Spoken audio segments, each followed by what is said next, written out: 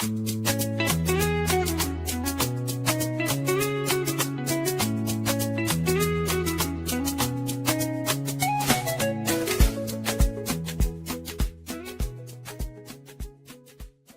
and welcome to Different Perspectives. I'm Paul Ndiho, where we dive into ideas shaping our world through voices that challenge the status quo and offer fresh ways of thinking. In today's episode, we explore how artificial intelligence is more than just a global tech trend. It's a powerful opportunity for Africa to leapfrog on its own terms. While much of the world debates the risks and rewards of AI, African innovators like Joshua Opoku Agyemang are reframing the conversation. From education to agriculture to language and culture, we unpack how AI can be a tool for empowerment if we can choose to shape it ourselves. Stay tuned as we explore the premises, the pitfalls, and the possibilities of AI through African lenses. Joshua, welcome to Different Perspectives. Thank you, Paul. I'm happy to be here.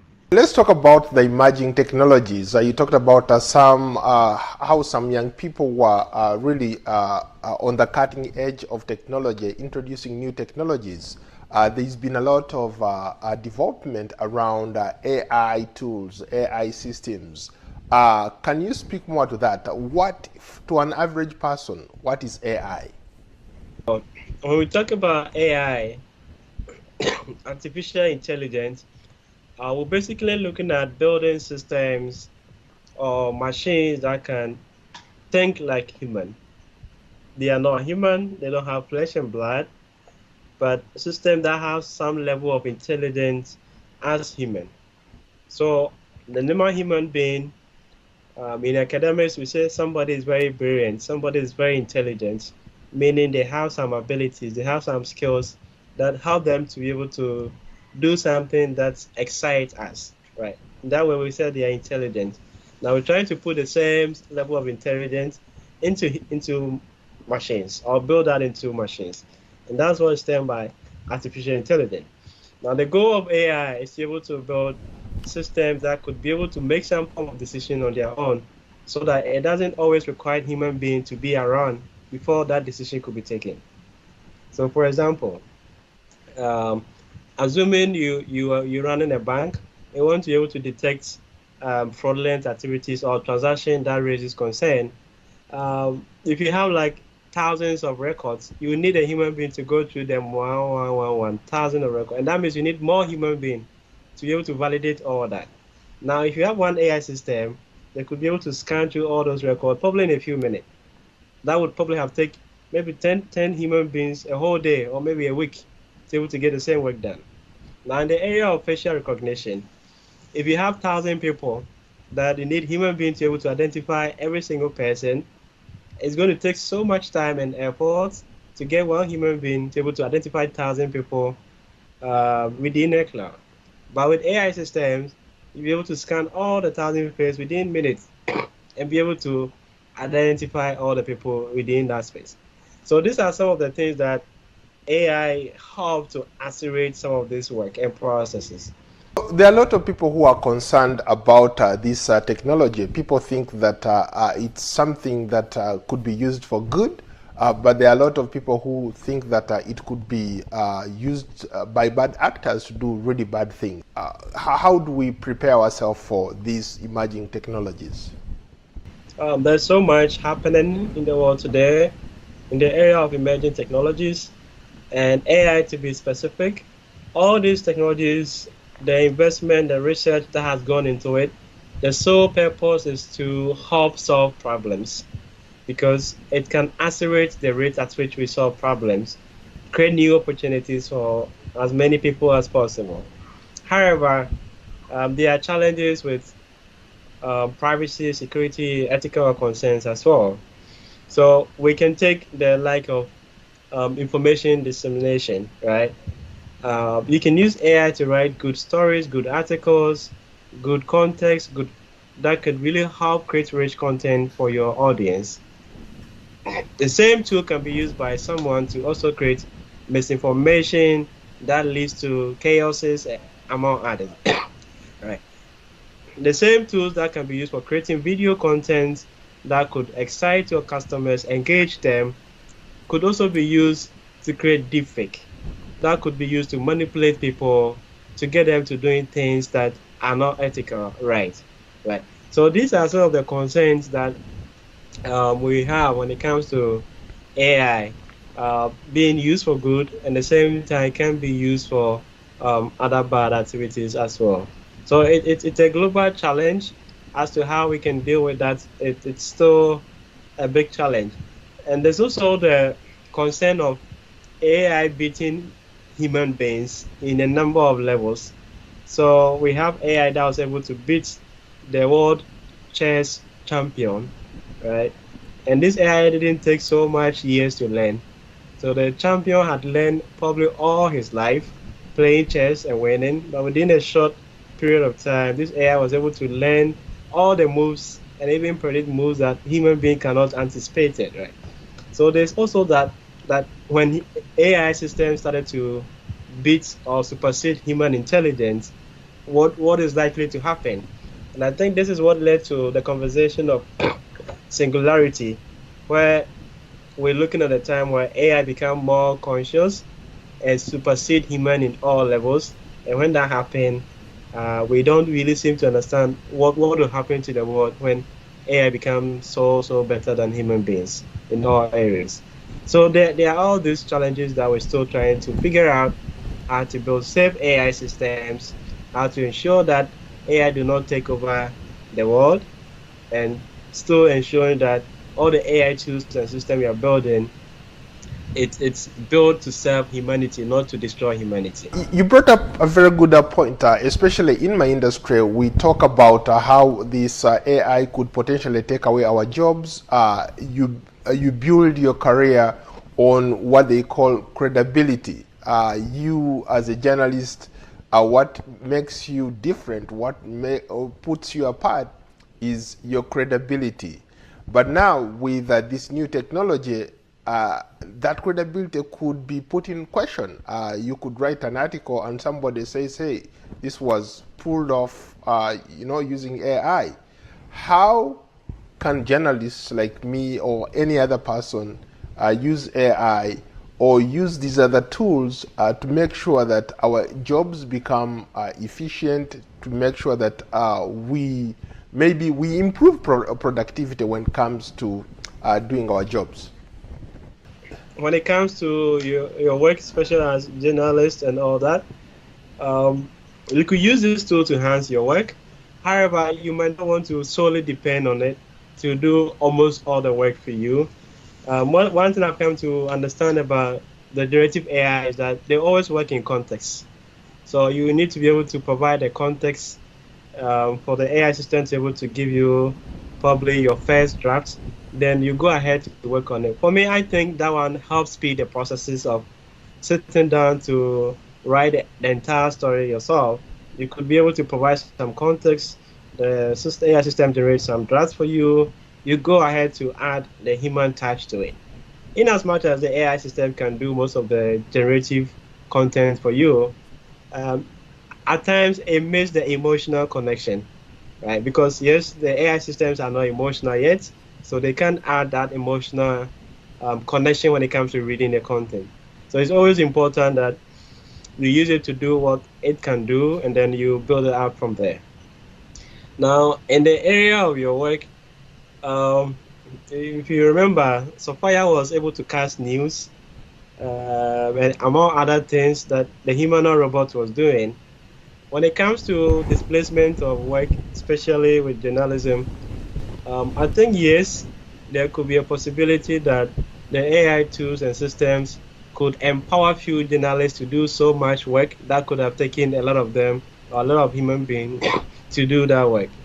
And that's where I think the human abilities comes in, the human potential, because if AI tool can read a lot of information, summarize it, deliver it very well to the audience, and they like it, then what will make human be more valuable is the part that we can add our imagination, intuitions, emotions into our delivery is going to make us or set us apart from the robots or AI systems. So I think journalism would need to go deeper into human connection, the sympathy and all that would need to be developed so that when a delivery comes from a human journalist, we should be able to feel that no, this is coming from human. And when the same delivery comes from an AI system, we should be able to know that I cannot feel the human touch in this delivery. I think that's where we need to push journalism to. How about for people who are in different fields? There's also concern, a lot of concern that this AI is going to take away their jobs. This Yes. AI could change the way business is done. How Yeah. what? How do you alleviate their fears? Well, I think this might not be new. I think it's a transformation happening where we're shifting from the existing industries to new emerging industries as well.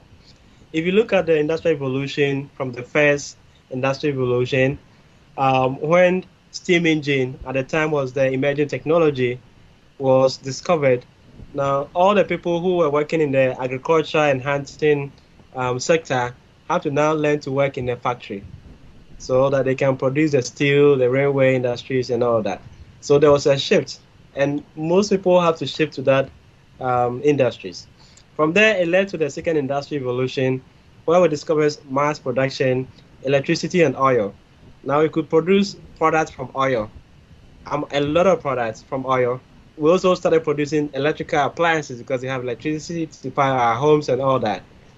It also moves people to working in factories. That was the blue collar jobs. Now, all those jobs were people who have to be working in factories. Now, from there, it moved to the white collar job, where we discovered internet and computers. Now, people now have to move from working in factories to working in offices using computers. This is the industry we are experiencing now. Now we see a new revolution coming, where now most of the jobs are going to be automated. Even the office works, most of them are going to be automated by emerging technologies. And this is also going to change how we see work. What it might mean is that you might not necessarily have to wake up and go to office to work. It means you can wake up, be in your VR, and you be in your virtual office and work. So all this transformation that is happening, I think those who are able to adapt to this new way of life and work will still stay relevant, but those who might not want to move from the traditional office work 8 to 5 might still find it difficult to be able to get jobs because there might not be 8 to 5 kind of work again. And all the work are now going to be either on a gig economy, either based on the value and skills you have. You can work a couple of hours. So, for example, when you look at the transport industries, when all transport goes driverless, it means if you're a driver as a profession, you might not have any car to ride because all the cars are going to be driverless. It means you need to have to shift to if all cars are driverless, what should be the new jobs for drivers? I think we all have to start figuring our career and what is going to happen to our career and profession in the next 10, 20 years to come and start adapting. That way we'll stay relevant. But if we fail to, then we might end up be displaced by all these technologies. The issue of regulation. There is a lot of talk about how some of these technologies being developed are way faster than anybody can regulate. Should there be regulation for these AI tools, AI products on the market? Because there are some where, for sure, they are way ahead of their game. Even here in the US, where I live, where you are, countries are still struggling. In the US Congress has not been able to pass regulation when it comes to some regulating AI or even the internet for that matter. Maybe perhaps more recently, the US president signed an executive order that allows governments, these technology companies, to inform people that they used AI to do certain things. So it's only now that people are beginning really to talk about it.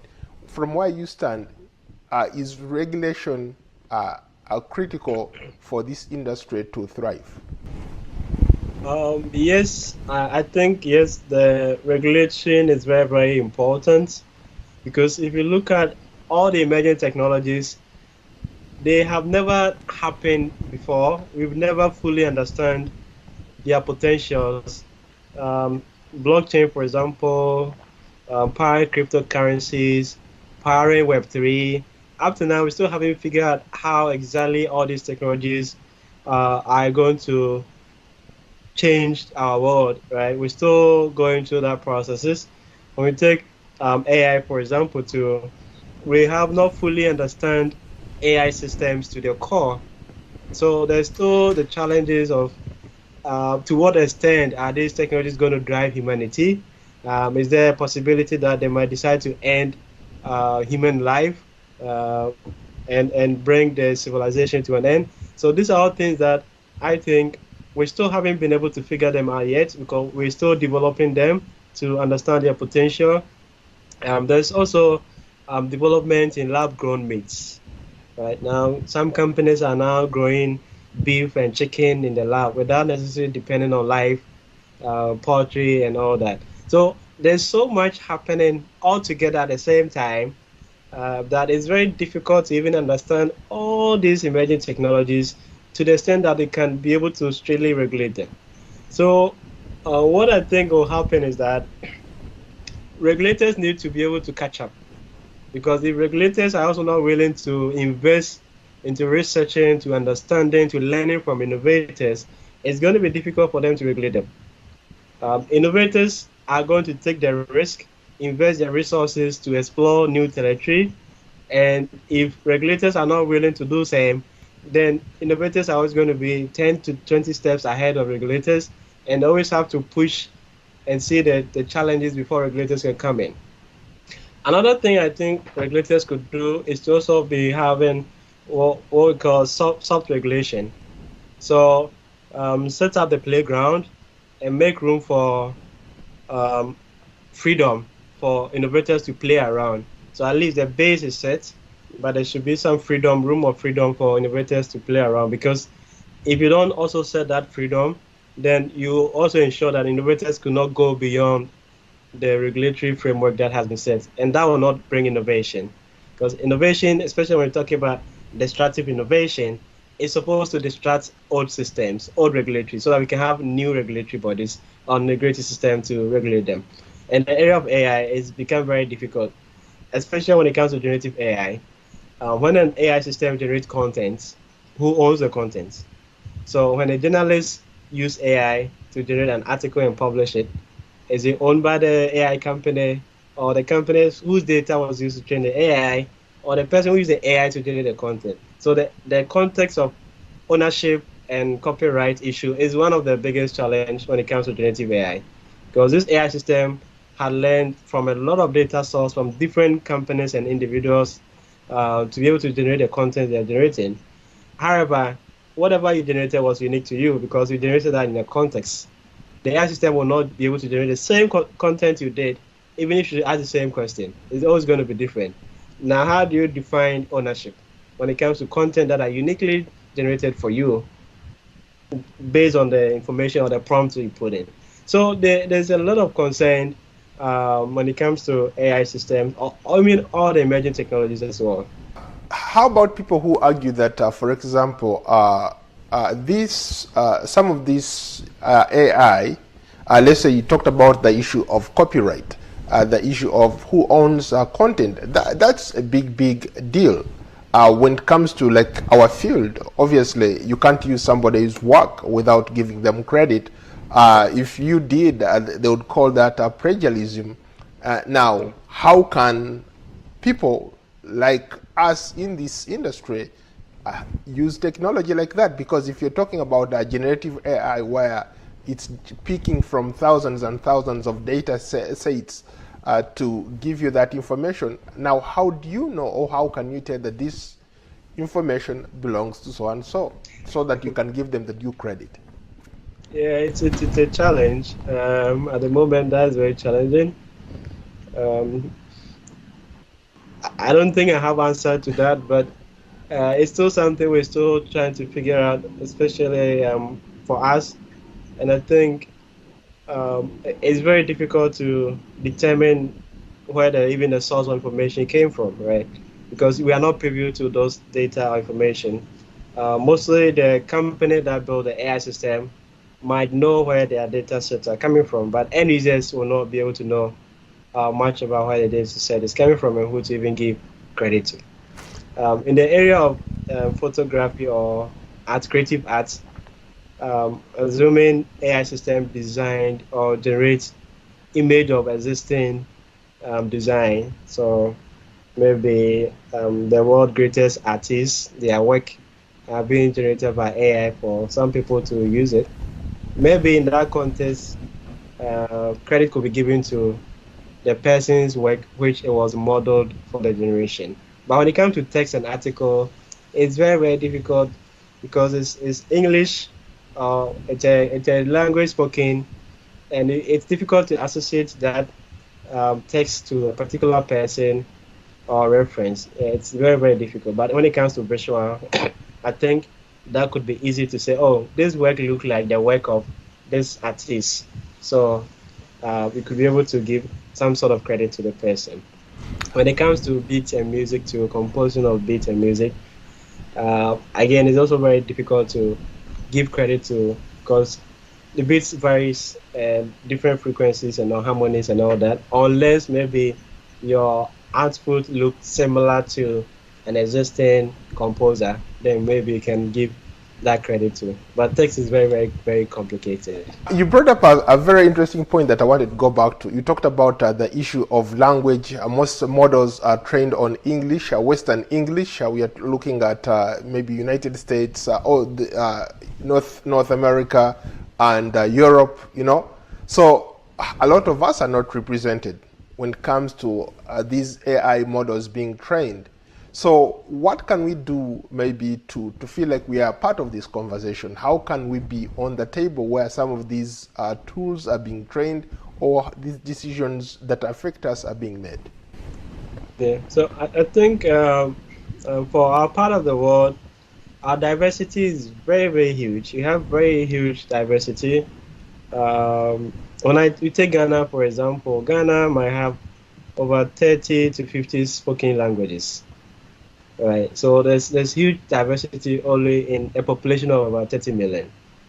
Right. So developing large language models for localized languages also become very challenging. Now you need to decide which of the languages are you going to, and it's going to be difficult to do for all the 30 languages at a go. You might have to pick one at a time. And I think it's one of the challenges we face as a continent.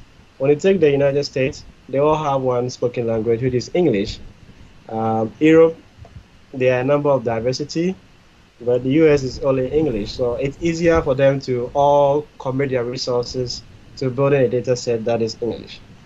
Africa, every African states have so many, within the country, so many diversity in language spoken. So I guess as a continent, we need to figure out what our major spoken language should be. Then we can start building our data set starting from that one language. Then collectively we can contribute to it. And it also means that this language has to be taught in all our schools. It should be our spoken languages so that all the application we build around it could be relevant to every citizen of Africa. If not, we'll build a language model, let's say Swahili, and then if Swahili is not taught in Ghanaian schools, students can't speak it, it will not be relevant to them. So whatever solution we end up building, it still might not be impactful to them as well.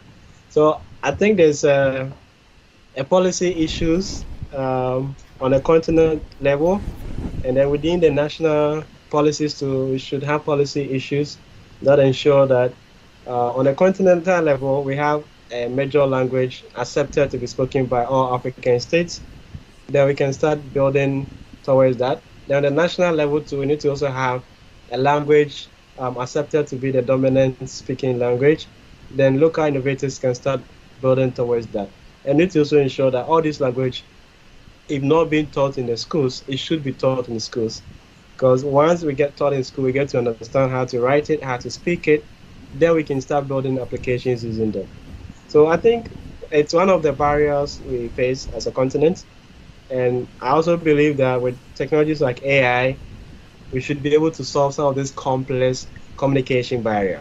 Earlier, you talked about something that I found very interesting. You talked about the issue of, for example, of leapfrogging. Take, for example, mobile money payments like M-Pesa in Kenya.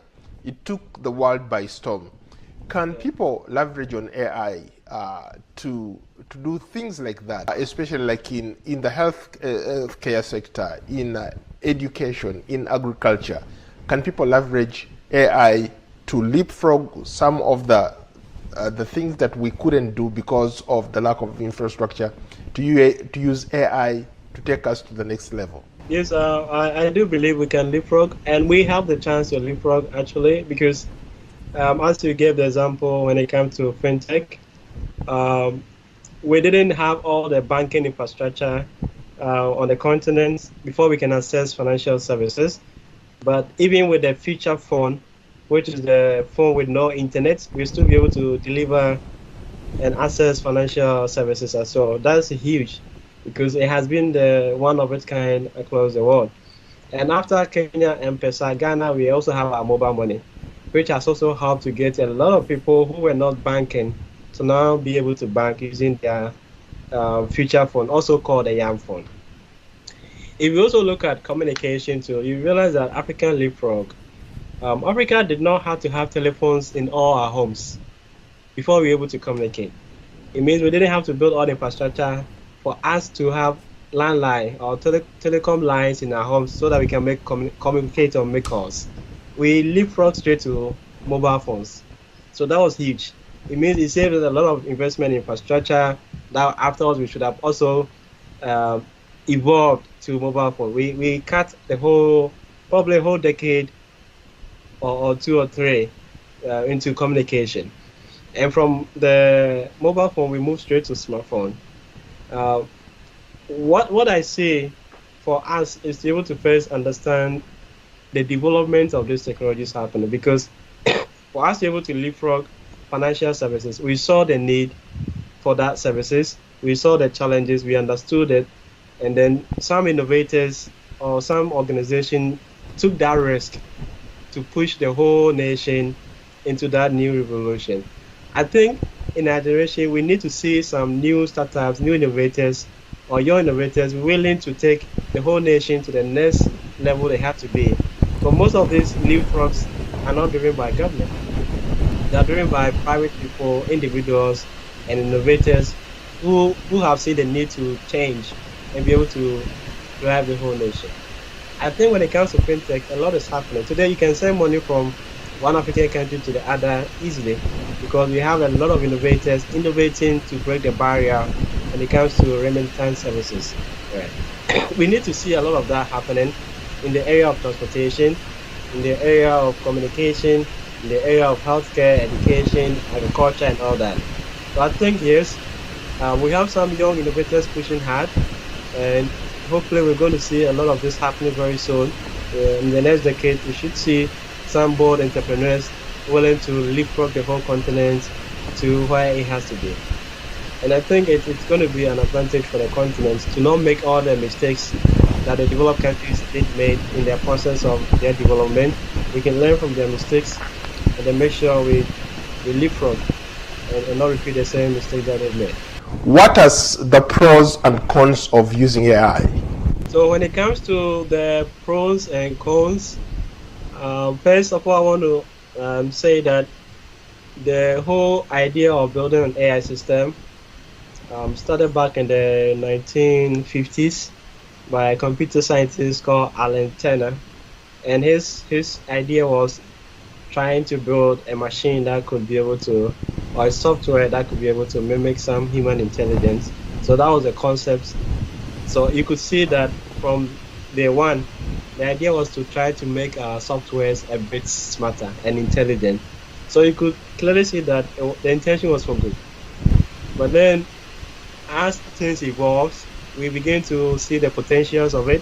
And it started first with the likes of the Siri, Google Assistant, where now the average gets to experience AI. This was somewhere in the 2010 and 11 thereabout. where all these AI systems were inbuilt into our phones. Then the development started with the voice assistant systems in smart speakers, the likes of Amazon Alexa, and then the Google Home Assistant, and the Apple HomePod all started coming up. Then we began to appreciate that, oh, AI could be more interactive. We could be able to talk to, use it to other stuff. It became so interesting. So we saw the new waves of generative AI. Where now it goes beyond just interactive, but be able to generate context and information that literally do not exist or novel new, right? This also open up a lot of possibilities that now a lot of companies have used these APIs from large language models to boost so many applications in the area of customer service, chat diagnosis and all that. There's a lot going on that if you follow the trend, you realize that every organization using these tools are using them to solve problems. However, there are some few people, not so much, who had also seen the opportunity to use the same system to commit more crime. So in the area of cyber crime, it means that now people can now build AI systems to be committing crimes even when they are not there in person. So they can build intelligence systems that could be breaking down other systems or sending DoD attacks to servers without them personally have to be involved, right? So I think the challenges, the pros are great, but then the cons too can be very devastating depending on the level of attack that is being used. So with AI, there's been a high rise of misinformation. And it's becoming difficult to even know what is right information and what is wrong. Humans are finding it difficult to be able to differentiate between a good information and a misinformation. So when it comes to context of deepfake videos, it's becoming difficult to even tell the difference between original videos and the deepfake videos, because the human too is overwhelmed with so much information that we don't even have enough time to process all this information to understand the ones that are true and the ones that are not. And because it's generated by AI system, it's intelligent enough to make it look very real. So all these things are challenges that we are facing. And then when it comes to IoT and the likes of robotics and all that,